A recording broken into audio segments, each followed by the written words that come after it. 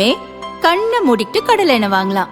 ஏன்னா மந்த்ரா கடலை எண்ணெய் இதயத்தின் தயாரிப்பு. வறுக்க பொரிக்க ஏன் எல்லா சமையலுக்கும் மந்த்ரா தான். மந்த்ரா கடலை எண்ணெய், அபார ருசி, ஆரோக்கியமான உடல் நலம்.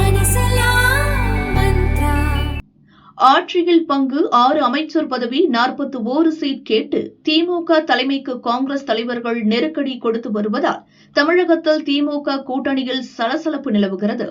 இந்த விவகாரத்தில் காங்கிரஸ் மற்றும் திமுக தலைவர்கள் மாறி மாறி திட்டிக் கொள்கின்றனர். ஆனால் முதல்வர் ஸ்டாலின் நேரடியாக கருத்து சொல்லாமல் அமைதி காத்தார்.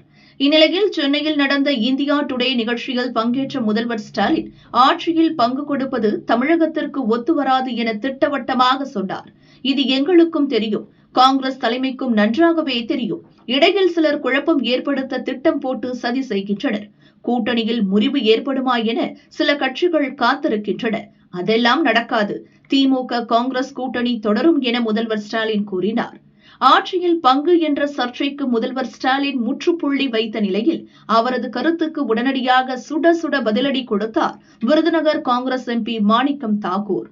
சமூக வலைதளத்தில் அவர் வெளியிட்ட பதிவில் கூறியிருப்பதாவது: கூட்டணி ஆட்சியா அல்லது ஒரு கட்சி ஆட்சியா என்பதை மக்கள் முடிவு செய்வார்கள். 2006ஆம் ஆண்டில் மக்கள் தீர்ப்பை செயல்படுத்தாதது தமிழ்நாடு காங்கிரசின் தவறு என மாணிக்கம் தாக்கூர் கூறியுள்ளார். 2006ஆம் ஆண்டு தமிழக சட்டசபை தேர்தலில் 96 இடங்களில் திமுகவும் 34 இடங்களில் காங்கிரசும் வெற்றி பெற்றன. பெரும்பான்மைக்கு 118 சீட் தேவை என்ற நிலையில் திமுக ஆட்சி அமைக்க காங்கிரஸ் ஆதரவளித்தது.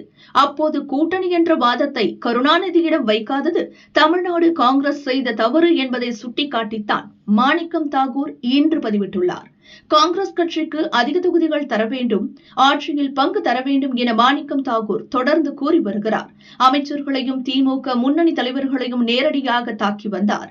இப்போது முதல்வர் ஸ்டாலினையும் தாக்கும் வகையில் கருத்து கூறியிருப்பது தமிழக அரசியலில் பரபரப்பை ஏற்படுத்தியுள்ளது.